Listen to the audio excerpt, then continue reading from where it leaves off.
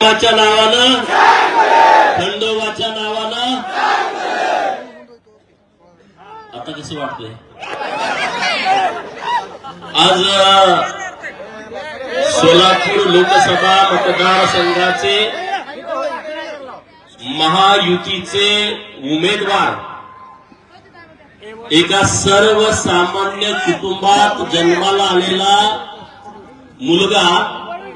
स्वकर्तृत्वावरती मेहनतीवरती कष्टावरती चिकाटीवरती प्रामाणिकपणानं राजकारणामध्ये आपली प्रतिमा तयार करतो आणि अशा एका तरुण तडफदार युवा कार्यकर्त्याला भारतीय जनता पार्टी या राज्याचे माजी मुख्यमंत्री देशाचे गृहमंत्री यांच्या मुलीच्या विरोधामध्ये उमेदवारी देतो हा सर्वसामान्य कार्यकर्त्याचा सन्मान आहे असं मी मानतो आहे की नाही आणि आज तुम्हा सर्वांना मार्गदर्शन करण्यासाठी उपस्थित किसान मोर्चाचे राज्याचे अध्यक्ष त्यांनी जरी जॅकेट घातलं असलं तरी ते शेतकऱ्यांचे नेते आहेत पुणे भारतीय जनता पार्टीचे माजी जिल्हाध्यक्ष आहेत माननीय गणेश दादा भेगडे पहिल्यांदा आपल्याकडे आलेत आपण त्यांचं स्वागत करू ज्यांना आता आपण ऐकलं ज्यांनी एकदम धडाकेबाज त्यांची भूमिका इथं मांडली त्या रामभाऊ सातपुते साहेबांच्या सौभाग्यवती याही इथं आपल्याला मार्गदर्शन करण्यासाठी आलेल्या आहेत माझे सहकारी मित्र माननीय माऊली हळणवार माननीय महाराज साहेब माननीय सुनीलजी बनगार राष्ट्रीय समाज पार्टीचे नेते माननीय अमोल कारंडे बापू अप्पासाहेब पाटील सुजित खुर्द शिरीष पाटील प्रकाश गोडके जगन्नाथ गायकवाड नितीन गडधरे राजेश्वर कोरे संजय पाटील दीपा होनमाने महेश खसगे बरीच मंडळी आहेत की ज्यांची नावं घेणं अपेक्षित आहे पण मी तुमची माफी मागतो तुम्ही सगळेजण आम्हाला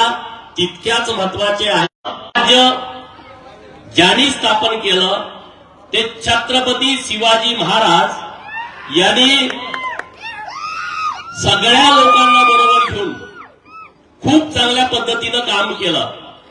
भगवी पताका खांद्यावरती घेतली आणि ती प्रतिकूल परिस्थिती होती त्या परिस्थितीमध्ये स्वराज्य स्थापन केलं छत्रपती शिवाजी महाराजांच्या नंतर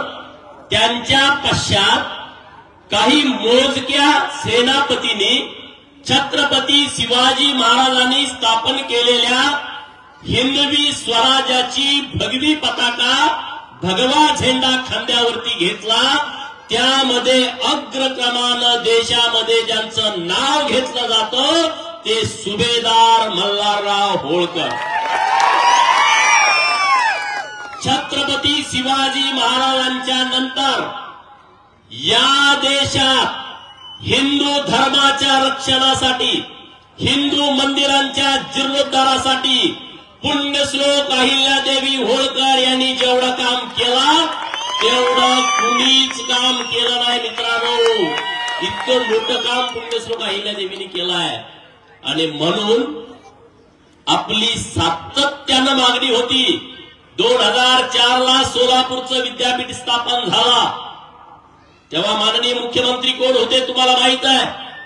राज्यामध्ये सरकार 2004 ते 2000 करण्याचा प्रयत्न केला जेव्हा आपण एक आंदोलन महाराष्ट्रामध्ये 2018 ला उभा केलं होतं त्यात तुमचा सगळ्यांचा मोठा सहभाग होता तेव्हा तत्कालीन राज्याचे मुख्यमंत्री माननीय देवेंद्र फडणवीस साहेबांनी त्या आंदोलनातली एक मागणी अनेक मागण्या मान्य केल्या त्यातली एक मागणी मान्य केली सोलापूर विद्यापीठाला पुण्यश्लोक अहिल्यादेवी होळकरांचं नाव दिलं मित्रांनो ही गोष्ट आपल्यासाठी अभिमानाची आहे की नाही आवाज सगळ्याचा आला पाहिजे अभिमानाची गोष्ट आहे की नाही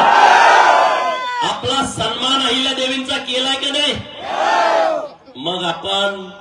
त्यांना धन्यवाद दिलं पाहिजे का नाही दिलं पाहिजे का आपण सुशील कुमार शिंदे साहेबांच्या पाठीमागे पळायला पाहिजे राजकारणाची दिशा आपण योग्य धरली पाहिजे मित्रांनो एवढ्यावरती हे सरकार थांबलं नाही मित्रांनो काशी विश्वेश्वराच्या मंदिरावरती अनेक वेळा मोगलांची आक्रमण झाली. 1607 ला काशी विश्वेश्वराचं मंदिर जे अगोदर या शत्रूंनी पाडलं होतं, ते शंकराचार्यांनी 1607 ला त्यांचा जीर्णोद्धार केला. त्या मंदिराचा जीर्णोद्धार केल्याच्या नंतर ते मंदिर पाडलं. मग सुभेदार मल्हारराव होळकर स्वतः 20,000 सैन्याची फौज घेऊन काशीला गेले आणि त्या मंदिराचं काम करायची इच्छा त्यांनी व्यक्त केली. तिथल्या पुजाऱ्यांनी सांगितलं, सुभेदार साहेब तुम्ही हे काम कराल, परंतु आम्ही याचं संरक्षण करू शकत नाही, आणि म्हणून त्यांनी विनंती केली की तुम्ही बांधकाम करू नका.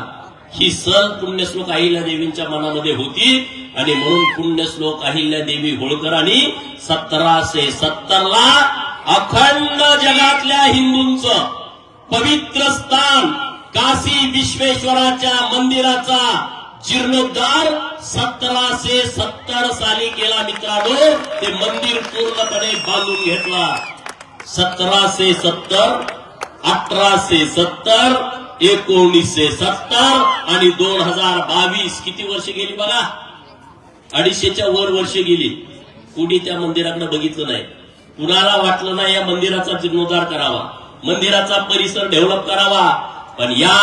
पाऊल ठेवून नरेंद्र मोदी साहेब काम करतायत की नाही करत? बरोबर ना? अहिल्यादेवींनी 1770 ला जीर्णोद्धार केला.